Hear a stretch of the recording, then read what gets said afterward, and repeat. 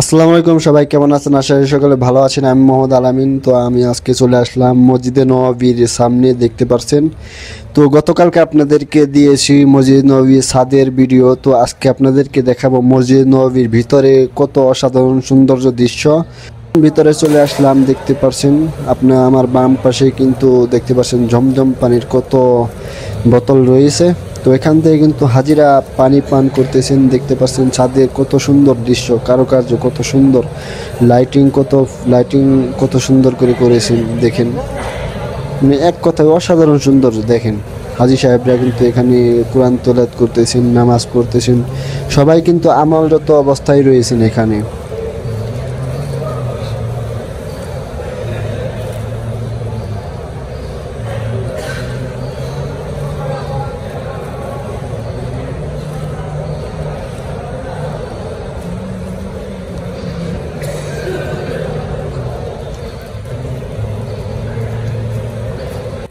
তো আমি আস্তে আস্তে যাইতেছি নবীজি রওজার কাছে। তো আপনাদেরকে দেখাবো নবীজি রওজার ওই জায়গায় কিন্তু অনেক মানুষ ভিড় ভিড় দিয়ে থাকে।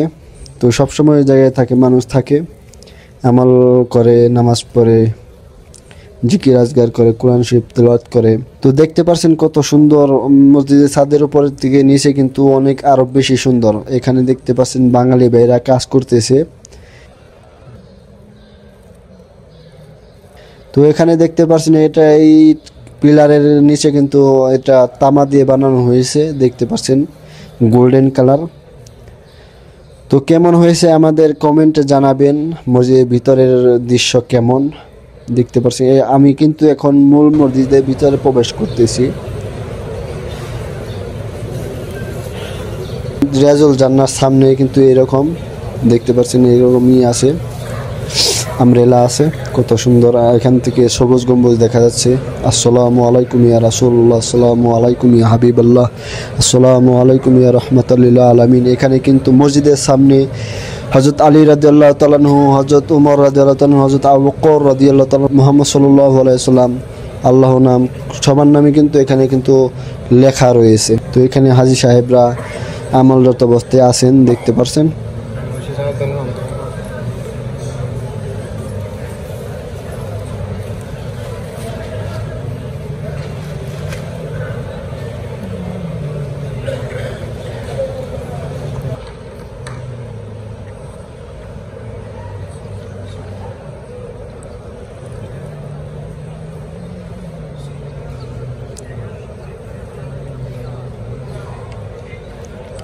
আপনাদেরকে চারদিকে ঘুরে ঘুরে দেখাচ্ছি, দেখতে পাচ্ছেন। এখানে কিন্তু বাংলাদেশ, উজবেকিস্তান, তাজিকিস্তান, পাকিস্তান সব দেশের মানুষ কিন্তু এখানে, সারা পৃথিবীর, সারা বিশ্বের মানুষ কিন্তু এখানে এসে উপস্থিত হয়েছেন।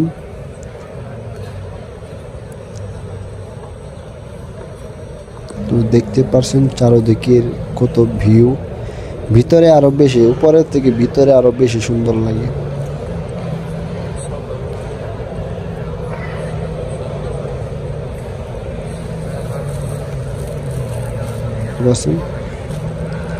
এখানে কিন্তু যারা কাজ করতেছে তারা আছে, বাঙালি আছে, পাকিস্তানি আছে ভাই, তারা কিন্তু এখানে খিদমত করতেছেন।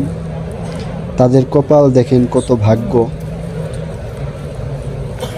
রাসূল সাল্লাল্লাহু আলাইহি ওয়াসাল্লামের রোজার পাশে কিন্তু তারা কাজ করতেছেন। এখানে কিন্তু কোরআন শরীফ রাখার র‍্যাক রয়েছে। তো আপনারা কিন্তু এখান থেকে কোরআন শরীফ নিয়ে আপনারা কিন্তু পড়তে পারবেন মসজিদ নববীতে।